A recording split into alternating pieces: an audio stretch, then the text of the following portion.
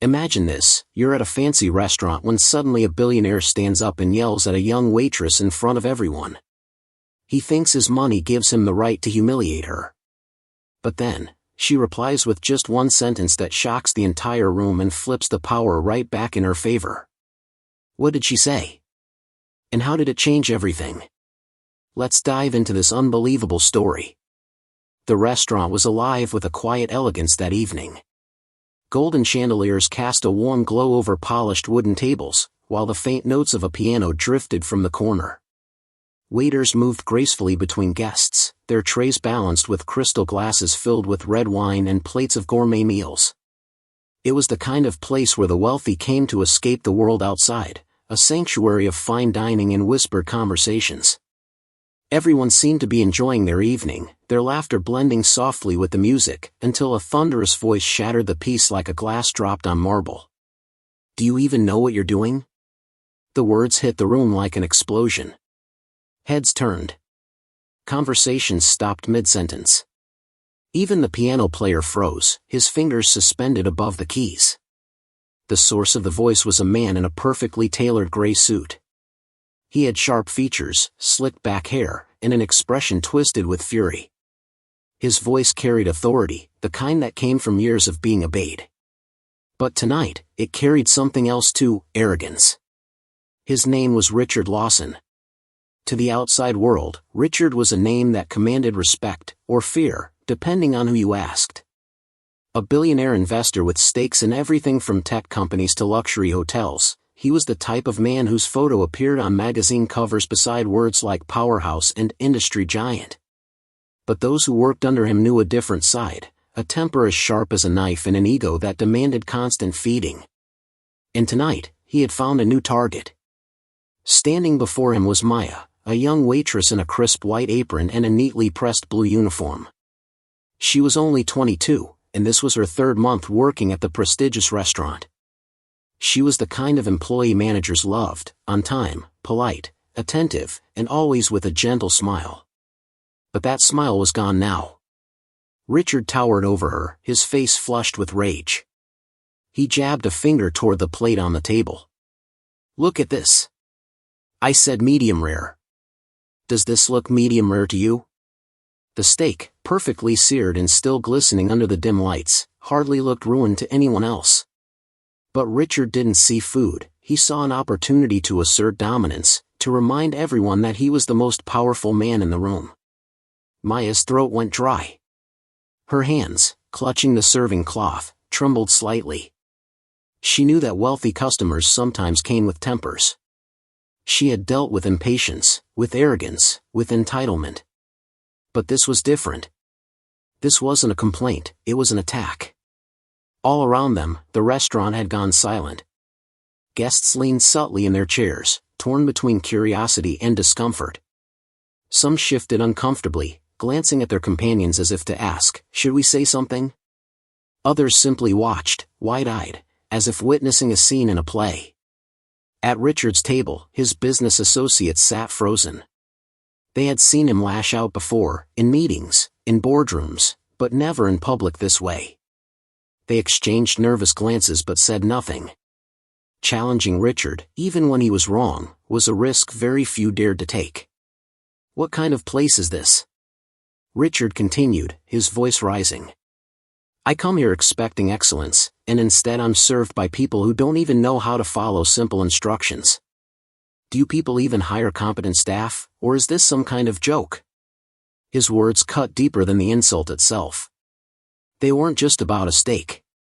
They weren't just about Maya. They were about every worker who had ever been treated as invisible, as replaceable, as less than. Maya's chest tightened. 100 thoughts ran through her mind. Should I apologize? Should I explain? Should I just walk away? But deep down, she knew one thing, this wasn't just about food. This was about respect. The silence in the restaurant grew heavier with each passing second. Even the sound of the air conditioner seemed too loud. Everyone waited to see what would happen next. Would the billionaire continue his tirade? Would the young waitress crumble under the weight of his words? Maya, standing tall despite her trembling hands, knew one thing for certain: whatever happened next, she wasn't going to let this moment define her as weak. The outburst had shaken the room, but it had also set the stage for something no one could have predicted. At first, nobody moved. The billionaire's voice still echoed faintly in the corners of the restaurant, leaving behind an invisible tension that pressed down on everyone. The clinking of glasses, the low hum of conversations, even the soft piano notes, all of it had been replaced by silence. Every pair of eyes was on the scene. Maya stood frozen, clutching the edge of her serving cloth as though it were an anchor in a storm. Her chest rose and fell quickly, but her face remained neutral.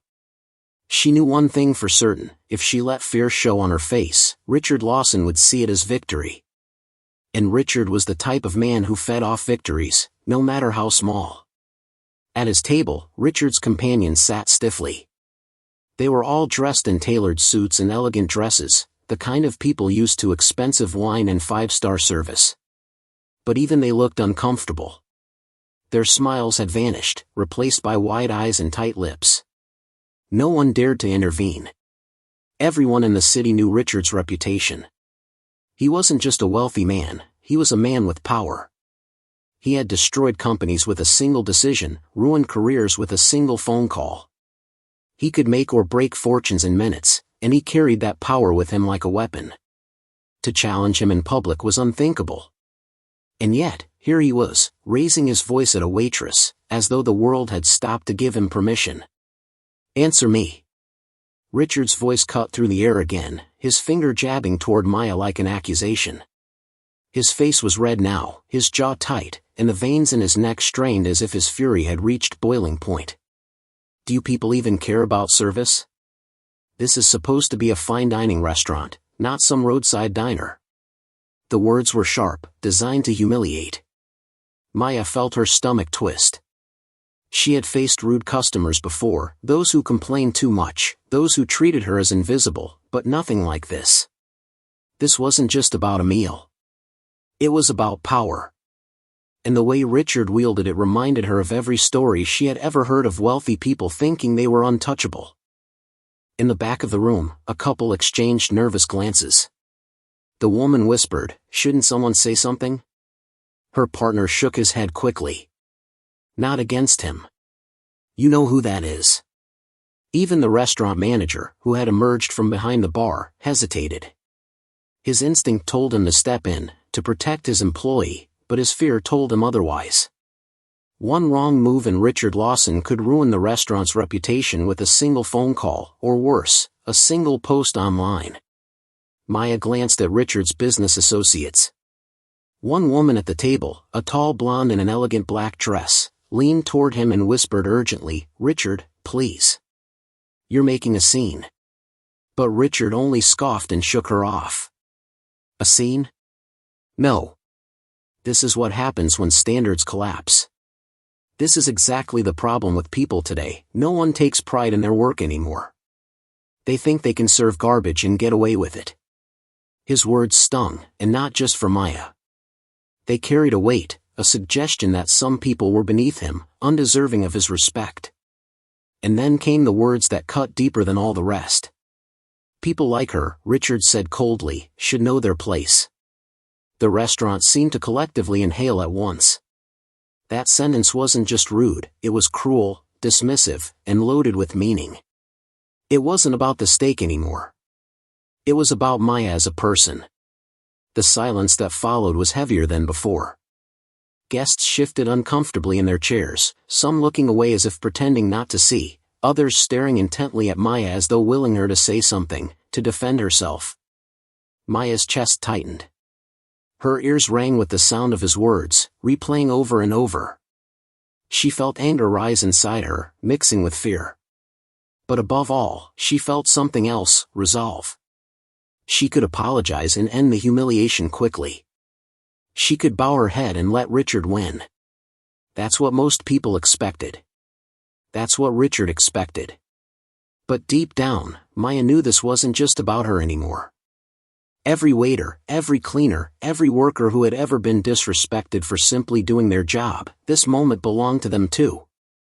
So instead of breaking down, instead of crumbling under the billionaire's glare, Maya drew in a long, steady breath. She wasn't going to stay silent. What came next would silence the entire restaurant in a way no one had ever imagined. The silence after Richard's last words was suffocating. The restaurant, once filled with laughter, clinking glasses, and the soft murmur of conversations, now felt frozen in time. Every guest seemed to hold their breath, waiting for the young waitress to either apologize or retreat. Maya's chest tightened as the billionaire's words echoed in her mind. People like her should know their place. The sting was sharp, but instead of breaking her down, it awakened something inside her, a fire she didn't even know she carried. Her fingers gripped the serving cloth at her side, nails digging into the fabric, but then she exhaled slowly. She remembered her mother's words, the same ones whispered to her during childhood when life had been cruel: never let anyone make you small. Your worth doesn't come from what they see, it comes from what you know about yourself. And at that moment, Maya knew she couldn't stay silent. She straightened her back, lifted her chin, and locked eyes with Richard Lawson. Her voice, when it came, wasn't trembling or timid, it was steady, strong, and piercing. "Sir," she said firmly, "the way you speak to people says more about you than it ever will about me." The words cut through the room like a knife. Every pair of eyes turned wider. The forks suspended midair never reached mouths, glasses of wine froze just short of lips. Even the pianist at the corner, who had been pretending to play softly to ease the tension, stopped with his hands hovering above the keys. Richard blinked, stunned, as though he had just been struck. Billionaires weren't used to being talked back to, especially not by someone they considered beneath them. His jaw clenched tightly. "What did you just say to me?" he asked, his voice dropping to a low, dangerous growl. But Maya did not waver. Her shoulders squared, and she repeated herself with even greater strength. "I said that the way you treat people reveals who you are, not who I am. You can shout, belittle, and point fingers all you want, but none of that changes the truth. Respect is something you earn, not something money can buy." Gasps rippled across the restaurant. Guests exchanged shocked looks. Some hid smiles, while others leaned forward eagerly, as if watching a live play unfold.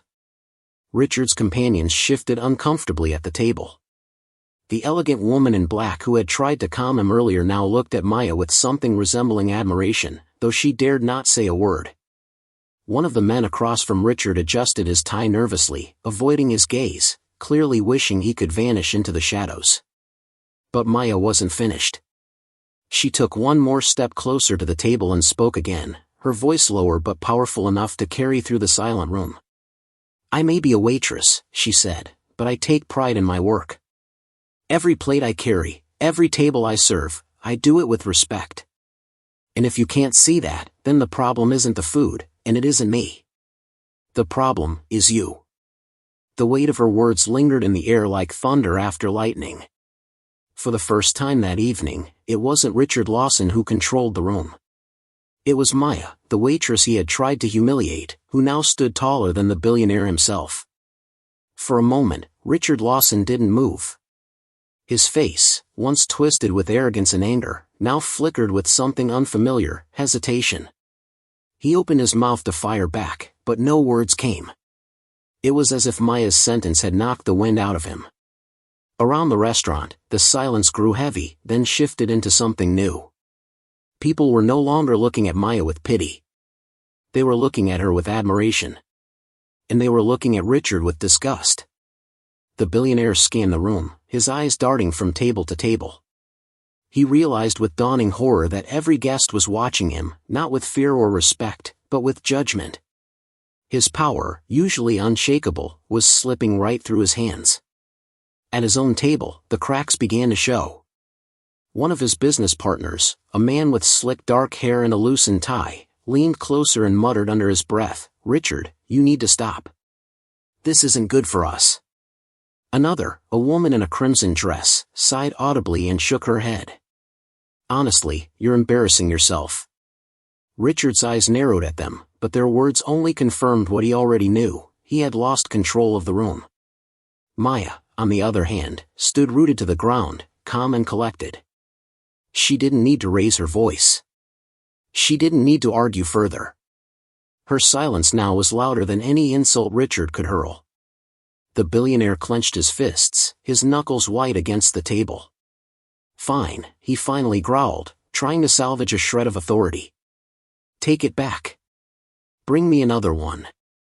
But the command lacked its usual weight. His words sounded hollow, stripped of the intimidation they once carried. Maya gave a small, polite nod. "Of course, sir," she replied evenly, though her tone carried something unmistakable, a dignity that no billionaire could crush.